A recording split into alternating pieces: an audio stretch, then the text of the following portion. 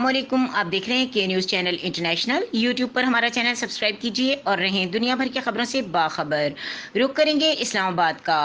इस्लामाबाद में कुओं की खुदाई के दौरान ज़मीन से तेल निकल आया। एक बार फिर आपको बताते चलें कि इस्लामाबाद में कुओं की खुदाई के दौरान ज़मीन से तेल निकल आया। सेक्टर एच 13 में थाना शम्स कॉलोनी की हदूद में पानी के लिए बोरिंग के दौरान 450 फुट की गहराई पर तेल निकल आया। गैर कानूनी तौर पर तेल की फरोख्त का इंकशाफ।